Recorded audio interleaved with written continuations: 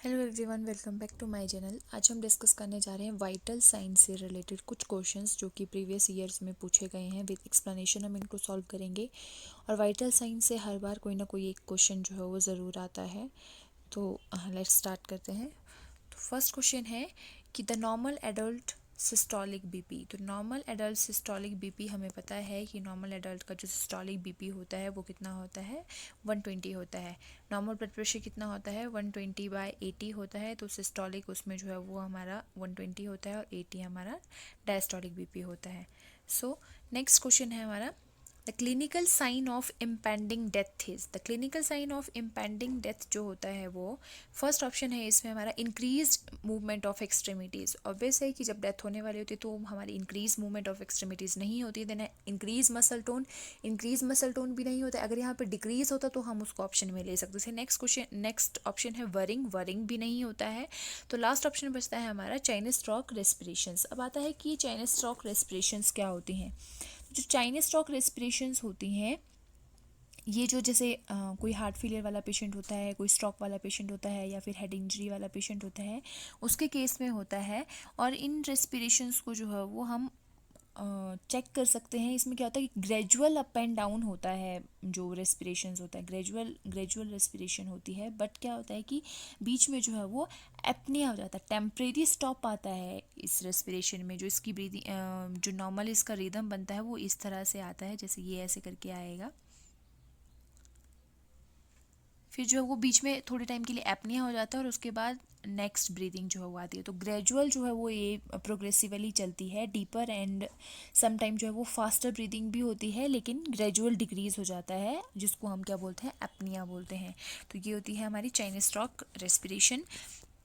Then next question है कि pulse rate less than 60 beats per minute. Pulse rate अगर जो है वो less than 60 beats per minute होता है तो हम उसको क्या बोलते हैं, ब्रेडिकार्डिया बोलते हैं। टेकिकार्डिया होगा अगर जो है वो pulse rate more than 100 beats per minute आता है। और टेकिपिनिया होता है अगर पल्स रेट जो है वो मोर देन हमारा 20 अगर होता है तो।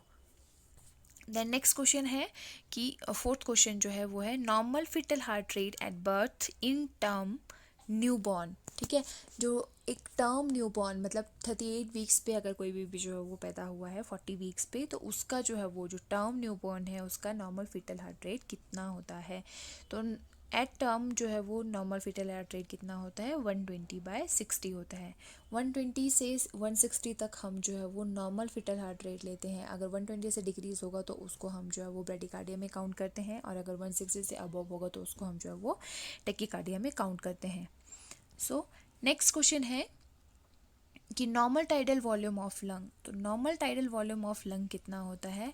अभी क्वेश्चन आता है कि टाइडल वॉल्यूम एक्चुअल में क्या होता है। तो टाइडल वॉल्यूम क्या होता है कि जो भी इंडिविजुअल एक जो है वो normal amount of air that moves in और out of the lungs with each respiratory cycle. एक रेस्पिरेटरी साइकिल में जो person total amount of air जो है वो इन और आउट करता है उसको हम टाइडल वॉल्यूम बोलते हैं।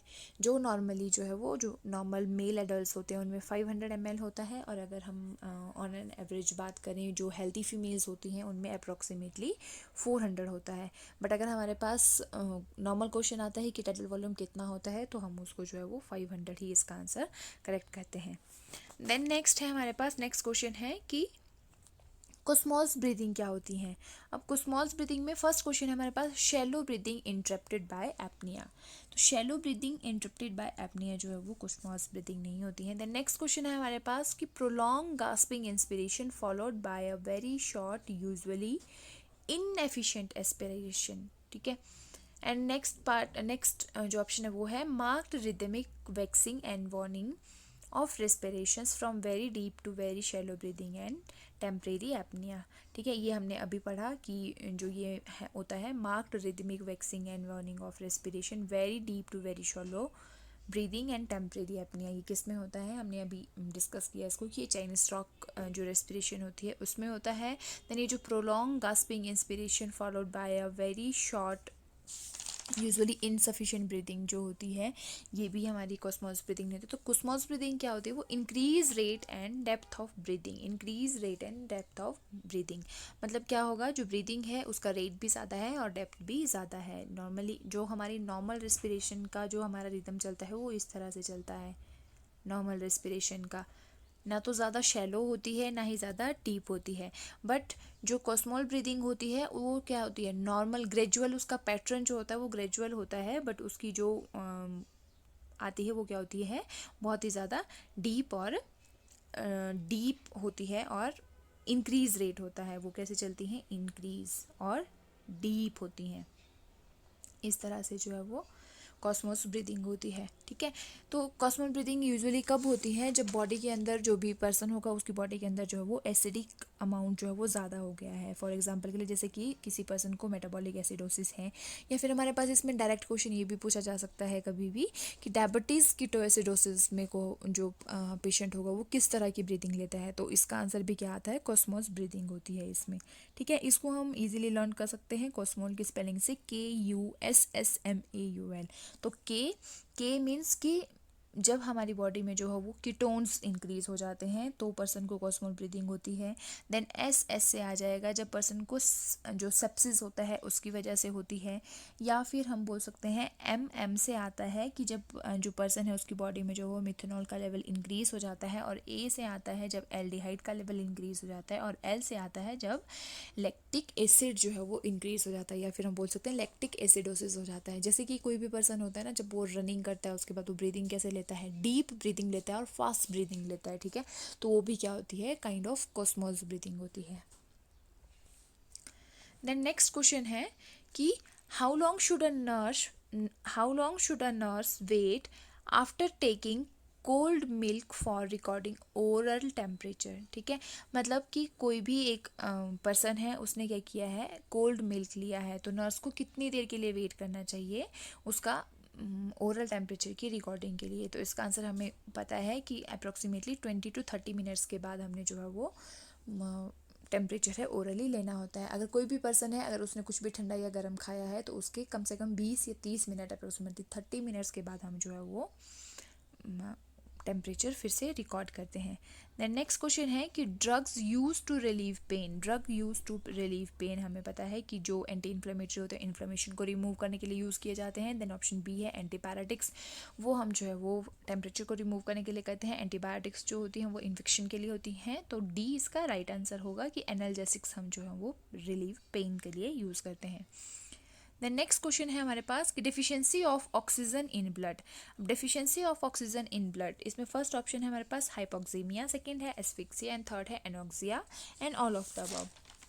तो इसमें हमें पता है कि इसका करेक्ट आंसर क्या होगा, हाइपोक्सीमिया, ऑप्शन ए। हाइपोक्सीमिया का मतलब क्या होता है कि low level of oxygen in blood, और एस्फिक्सिया हमें पता है कि एस्फिक्सिया का मतलब क्या होता है, जब बॉडी में जो है वो इनफ ऑक्सीजन नहीं होती है और बॉडी क्या करती है, प्रॉपर ऑक्सीजन जो है वो पास आउट नहीं कर पाती है, जैसे कि ये बर्थ एस्फिक्सिया हो जाता है, बेबी को ड्यूरिंग बर्थ होता है। ठीक है, देन उसके बाद नेक्स्ट ऑप्शन है हमारे पास सी, अनॉक्सिया।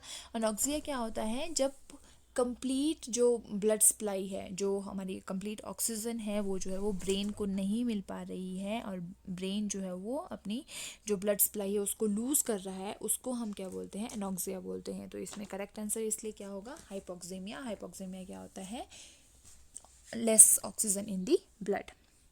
देन नेक्स्ट हमारे पास क्वेश्चन है कि in ICU if the GCS is poor the fifth vital sign is.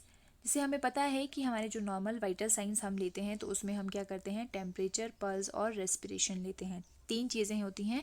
और अगर हम बात करते हैं कि चौथे वाइटल साइन की, तो उसमें हम पेन लेते हैं।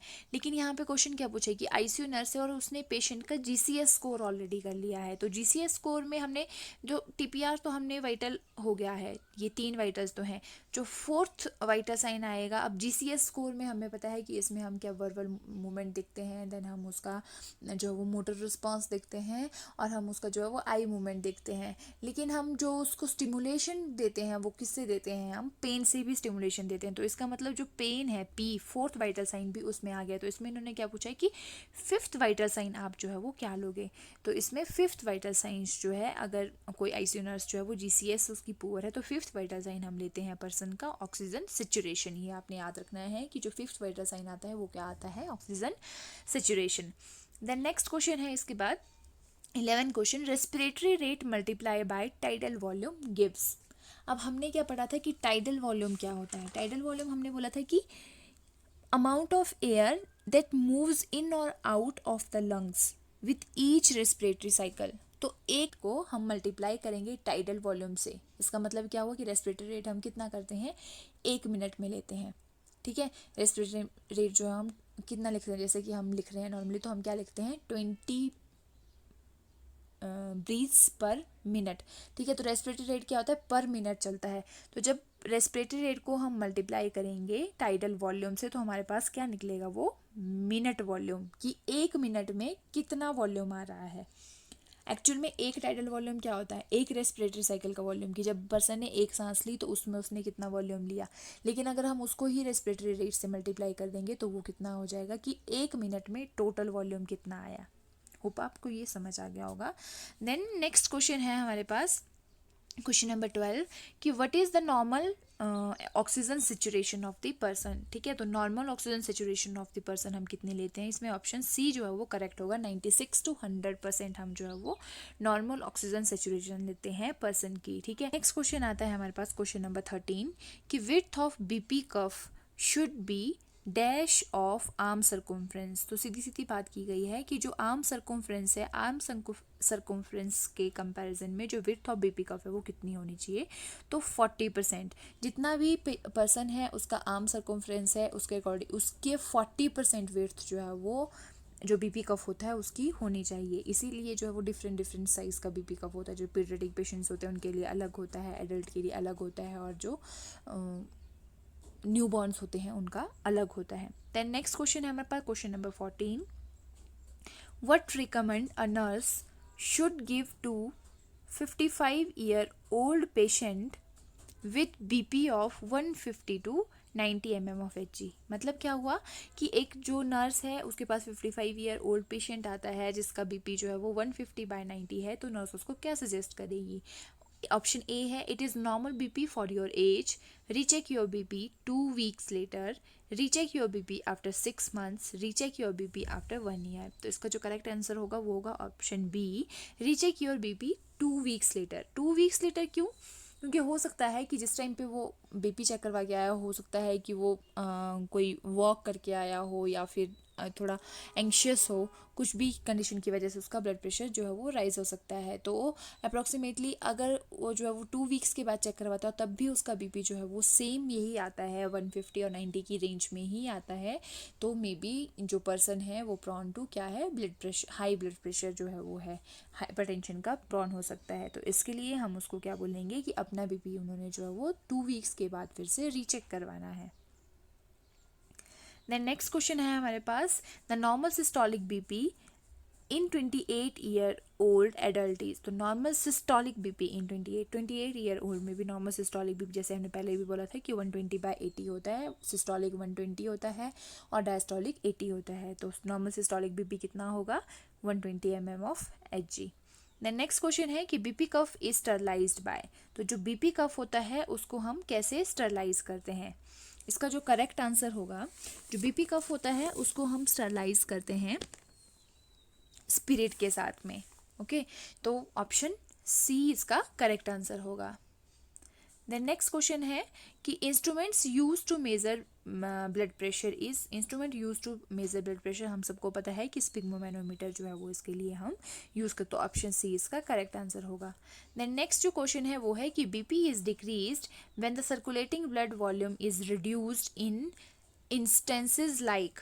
ठीक है, बीपी कब डिक्रीज होता है, जब सर्कुलेटिंग वॉल्यूम रिड्यूस हो जाता है, जैसे कि कौन सी कंडीशंस में, dehydration, hot weather, febrile illness, consumption of alcohol.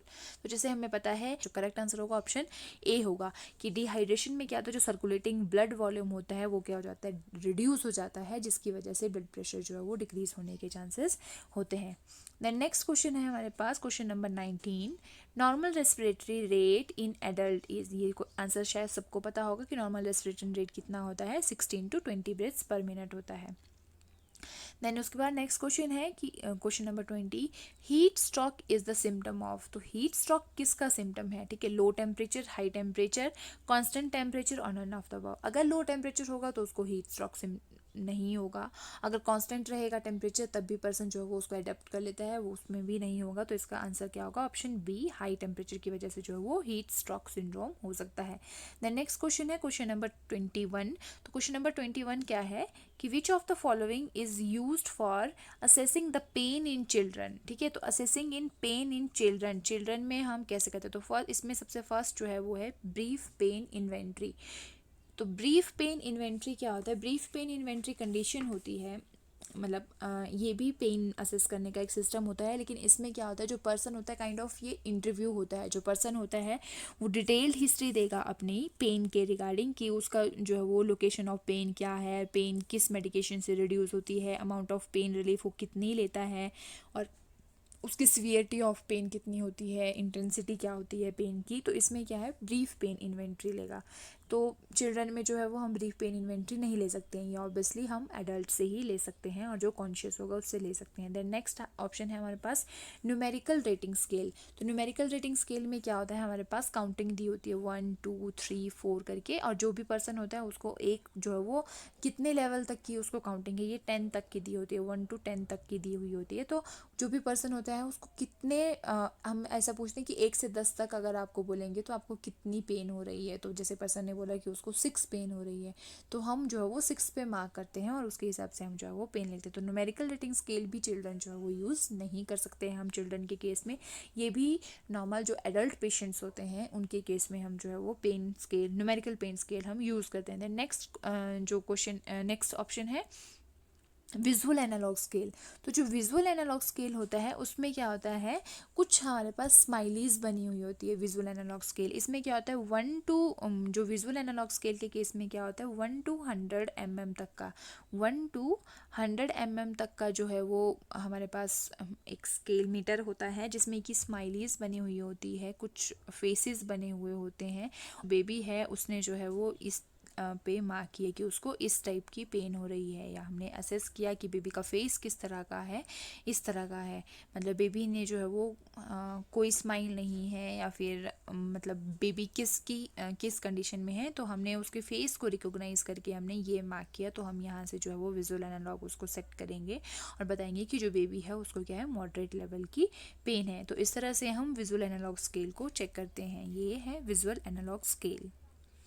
ठीक है, तो इसका करेक्ट आंसर क्या होगा कि जो चिल्ड्रन है उनमें हम जो है वो कौन सा यूज़ करते हैं, विजुअल एनालॉग स्केल हम जो है वो यूज़ करते हैं। देन नेक्स्ट जो डी ऑप्शन था इसका वो है Wong Baker face pain rating scale. तो Wong Baker face rating scale जो है वो ये भी सेम विजुअल एनालॉग की तरह ही देते हैं, लेकिन इसमें जो भी एडल्ट पेशेंट होगा उसको हम देंगे, और इसमें जो पेशेंट होगा वो खुद टिक मार्क करके बताएगा कि उसको कितने पेन हो रही है। देन नेक्स्ट क्वेश्चन है हमारे पास pulse rate more than 100 beats per minute. अगर कोई भी पर्सन है उसका पल्स रेट जो है वो 100 बीट्स पर मिनट है, तो उस कंडीशन को हम क्या बोलते हैं? तो हमने ये पहले भी डिस्कस कर लिया कि उस कंडीशन को हम क्या बोलेंगे, टेकीकार्डिया बोलेंगे। देन नेक्स्ट क्वेश्चन है हमारे पास the normal body temperature is in an adult. तो नॉर्मल बॉडी टेम्परेचर हमारा कितना होता है? 37 डिग्री सेंटीग्रेड होता है। देन जो नेक्स्ट क्वेश्चन है वो है स्फिग्मोमैनोमीटर वाज इन्वेंटेड बाय। तो स्फिग्मोमैनोमीटर जो इन्वेंट किया था वो इन्वेंट किया है हमारे सैम्यूल्स ने जो है वो इन्वेंट किया है। तो इसमें जो ऑप्शन ए है वो है लेनेक। तो लेनेक ने जो है वो जो इन्वेंट किया है, लेनेक ने रेने लेनेक अगर आता है तो लेनेक ने इन्वेंट किया है स्टेथोस्कोप। ठीक है, तो स्टेथोस्कोप जो है वो किसने इन्वेंट किया है? लेनेक ने इन्वेंट किया है। देन नेक्स्ट जो क्वेश्चन है वो है respiratory centre is located in. तो हम सबको पता है कि रेस्पिरेटरी सेंटर कहाँ लोकेटेड होता है, ऑप्शन सी मेडुला ऑब्लिगाटा में। तो ये थे 25 क्वेश्चंस वाइटल साइंस से, यूनिट से, वाइटल साइंस से, तो जो कि बहुत ही ज़्यादा इंपॉर्टेंट है, और मैक्सिमम हर जो पेपर होता है उसमें वाइटल साइंस से एक ना एक क्वेश्चन ज़रूर आता है। सो ये आपके लिए हेल्पफुल होगा, आप इनको जो है वो स्टडी करके चेक कर सकते हैं। Thank you.